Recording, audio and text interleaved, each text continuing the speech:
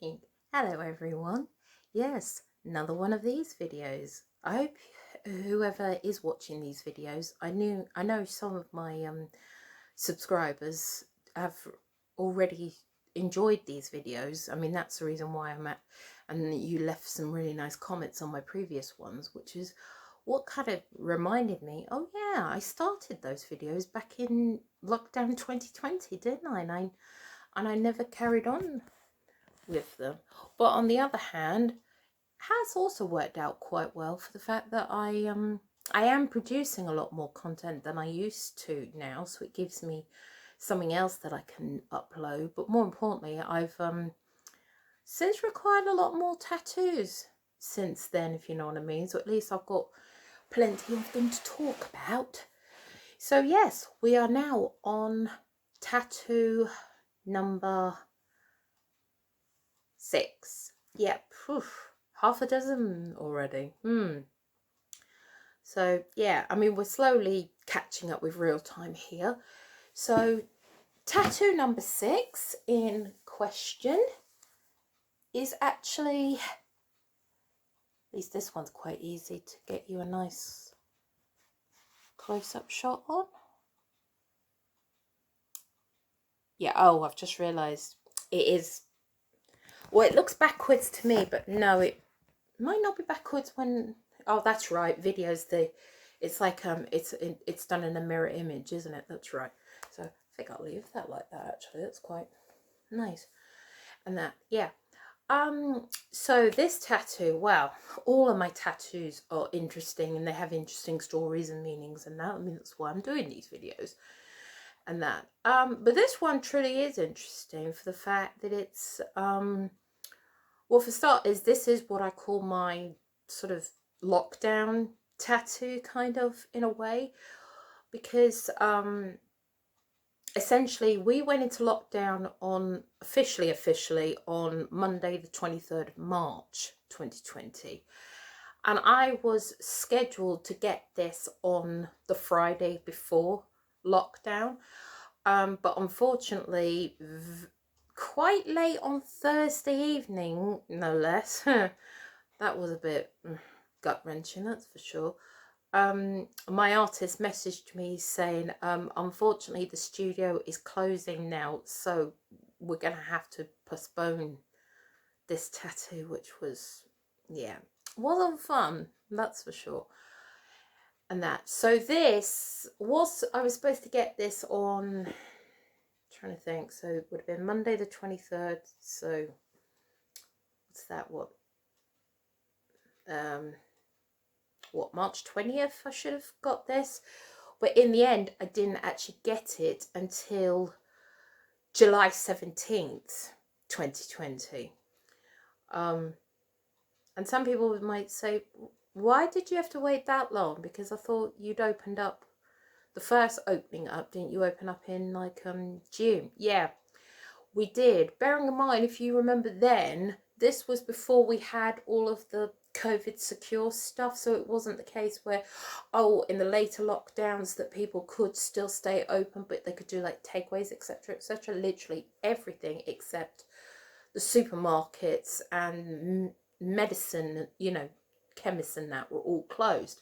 So yes, we reopened on June 15th, but the government didn't give the green light for beauty salons, gyms, and tattoo studios fell into that category. And believe me, I remember it was like a sort of a slow, you know, uproar, like, you know, you'd notice it discreetly in the news, well, not the main news on the TV, but it was getting, you know, slower and slower. People were really starting to jet, and I think tattoo studios were the ones that were really in that, because I haven't really gone into this, but you know, if anyone is watching these and they've never got a tattoo, and you know, and bearing in mind, of course, they were having to make absolutely sure that there was no risk of COVID with this. I'm sorry to say this, and I've heard this from countless people, like in the tattoo Facebook group and whatnot, and that of all the places where I would actually like to be, that I would feel most secure when it comes to not getting COVID, would be a tattoo studio. And I'm talking about this with tattoo studio standards, at least proper, reputable, decent ones, you know, not just back alley ones, because yes, those kind of tattoo studios do still exist, although not very much anymore, thankfully now. But no, tattoo studios, they are seriously like some of the most cleanest places you seriously can be, and you know, and all of that lot. I think this video might be a bit longer than my usual ones. I do apologize if like I'm going into a lot more detail than I usually do.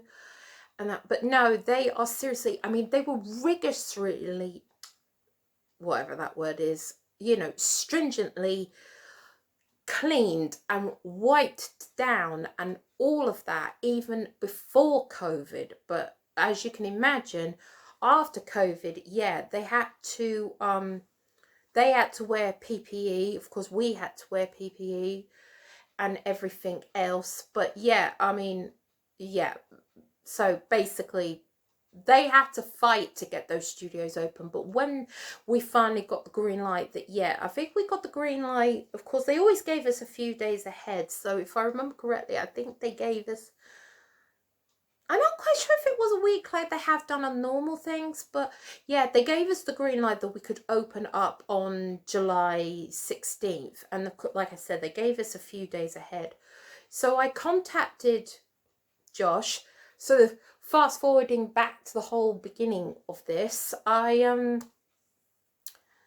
mean, starters, what this tattoo is, it's well, I call it a bit of a mesh tattoo, because it's merging two things that I love.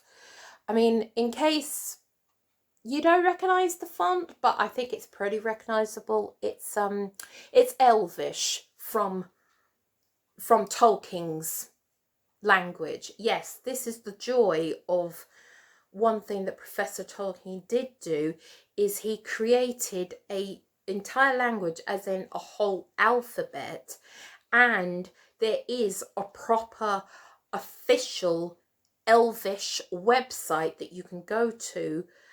Yeah, none of this, you know, having to worry about I'm sorry to say, Google Translate on many languages. All I'm going to say is, don't trust Google Translate when it comes to getting somebody translated for a tattoo. It is so unreliable and all of that lot and everything. But no, this elvish website is proper official, so you can literally type in whatever you want and it will definitely give you an accurate you know, translation. And that's what this is. But when I say it's a mesh, because yes, elvish, anything Tolkien related, I have loved. But I am also, I mean, I have been ever since I was 4 years old, but that's a whole different story. I have been an avid Disney fan since I was 4 years old, and I've just had my 38th birthday a couple of weeks ago, so that shows you how long I've been a Disney fan for. And that, but I've, at the time, I only wanted a subtle Disney tattoo. I didn't want a really, really obvious one. And over a little time, I had been, let's say this is starting to annoy me now. And that,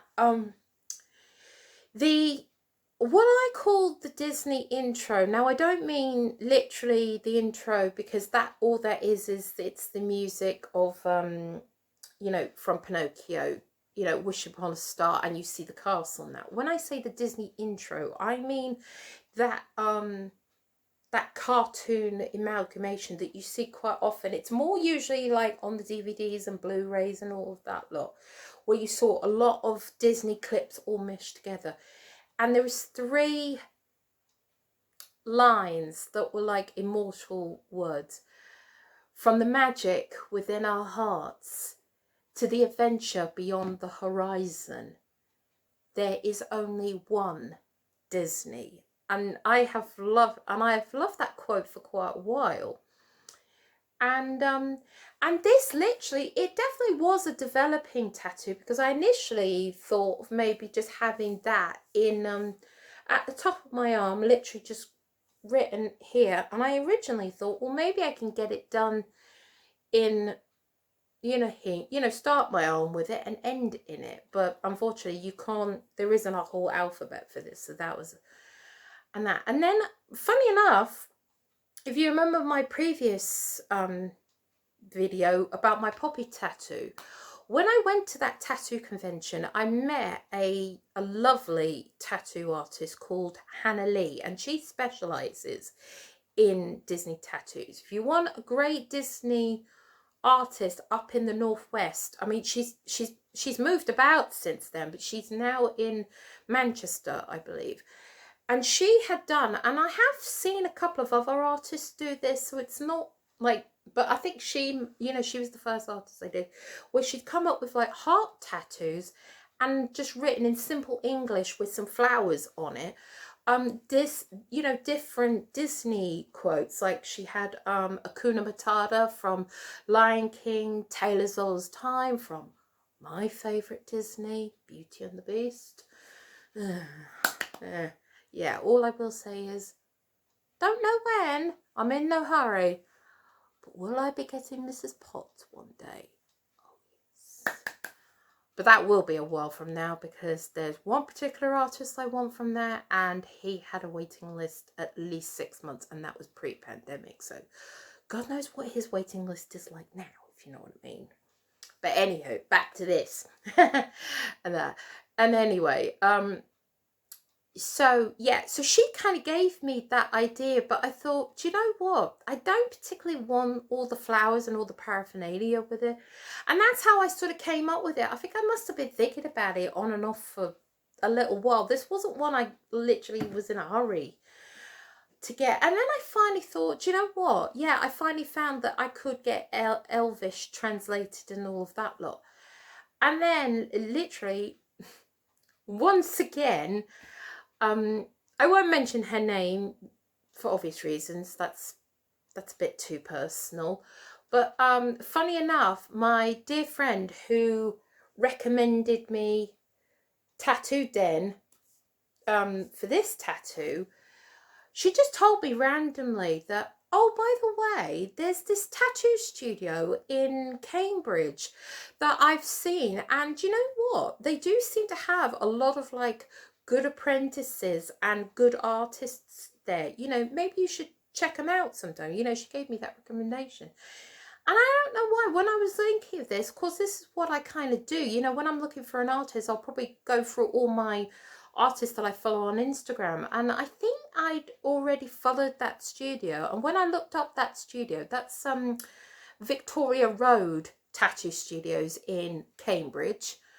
And that and once again, there is a video, not as literally as detailed as in literally you can watch him and that because of the angle this is, but I have got a video on this tattoo again and that on my channel that you can check out. But yeah, when I checked out that studio, as soon as I went on there, I found this one artist called Josh, and as soon as I saw it, I thought, oh help, I think he's turning out to be, he's going to be a special, he's a specialist in script work. And yeah, literally, I mean, he has a big tattooing more, I think he's only, at the time, which was last year, I think he'd been tattooing about,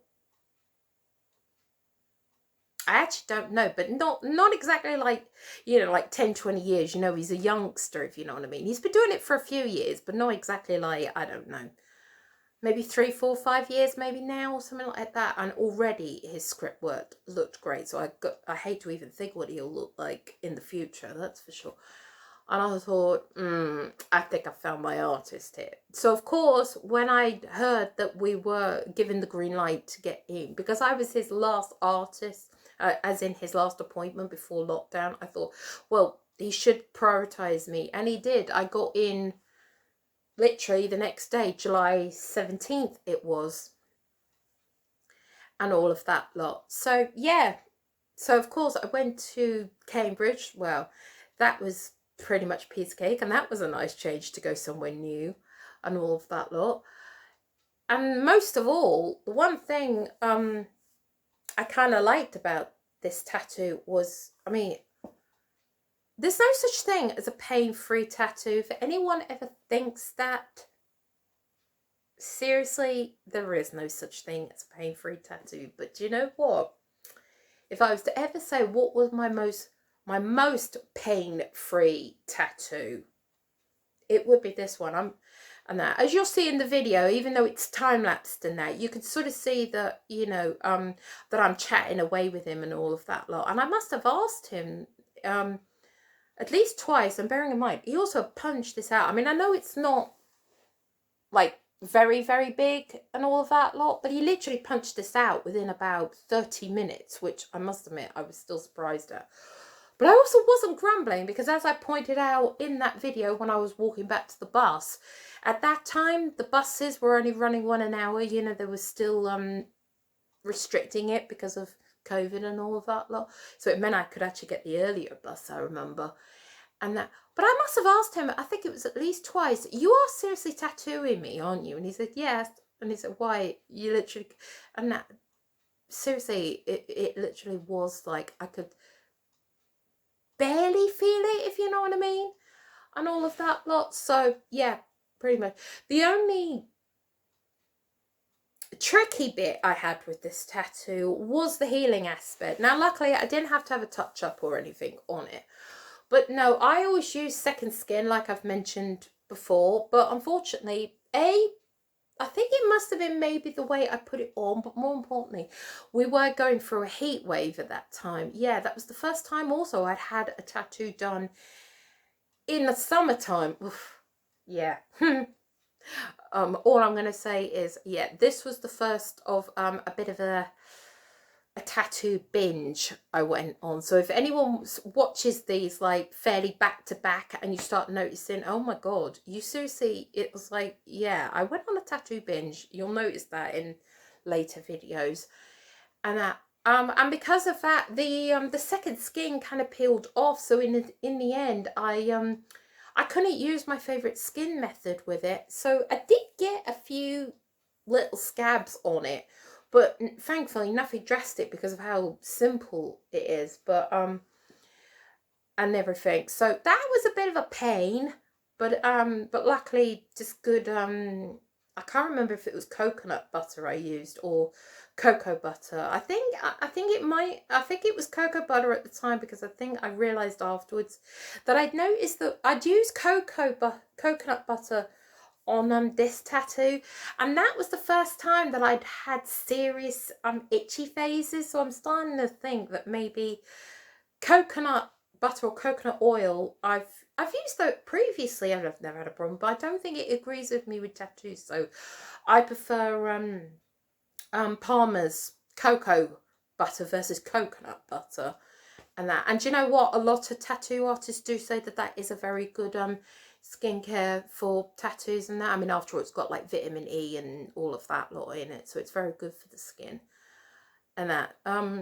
So that is essentially the whole story behind that tattoo. So yeah, that's what I call my mesh tattoo, or my subtle Disney tattoo. So thank you very much, guys, and I hope you enjoyed this.